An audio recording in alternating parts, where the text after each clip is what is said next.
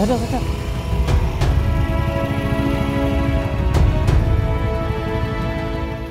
যুবৰাজসভা। তোমাৰ ঘৰ ক'ত? বৰবাকাৰত। তুমি কোন ক্লাছত পঢ়ি আছা? তৃতীয় শ্ৰেণী। তোমাৰ স্কুলখনৰ নাম কি?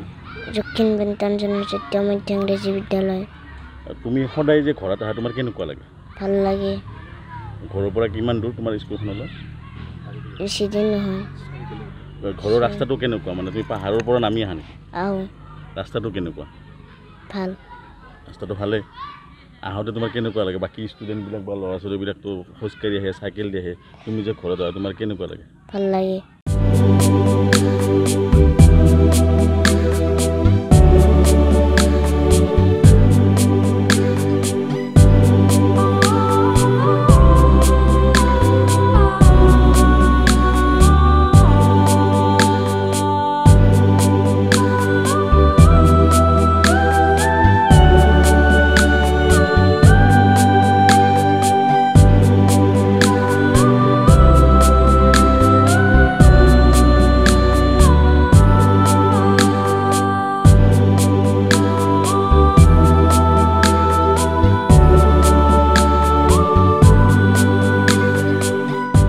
ঘৰলৈ অহাটো অভিজ্ঞতাটো ভাল লাগে।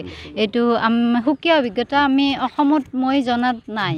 আৰু মই এইখন চতুৰ্থখন বিদ্যালয়, গতিকে এই যিটো প্ৰাকৃতিক পৰিৱেশত পাইছোঁ সেই ঘৰলৈ অহাৰ দৃশ্যটোৱে ভাল লাগে।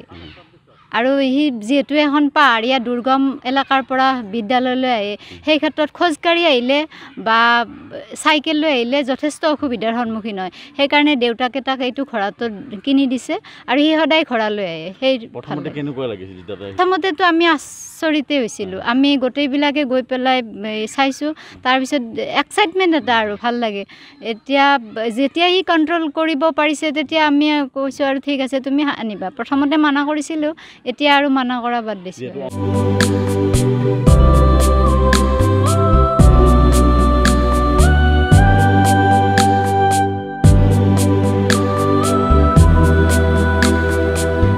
এলেকাটোৰ বহু ঠাইৰ পৰাই 10 কিলোমিটাৰ 15 কিলোমিটাৰ দূৰৰ পৰা ল'ৰা ছোৱালীখিনি আহে।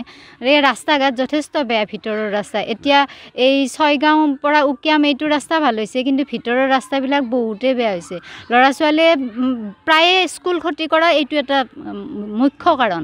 আৰু মই এটা কথা ক'ব খোজোঁ, আমাৰ এইটো অঞ্চলত হাইস্কুলৰ এখন অভাৱ হৈছে, য'ত 8ৰ পৰা আমাৰ ইয়াতে 8লৈকে আছে। 8ৰ পৰা ল'ৰা ছোৱালীখিনি প্ৰায় আধা ল'ৰা ছোৱালীয়ে স্কুল বাদ দি দিয়ে হাইস্কুলৰ অভাৱত।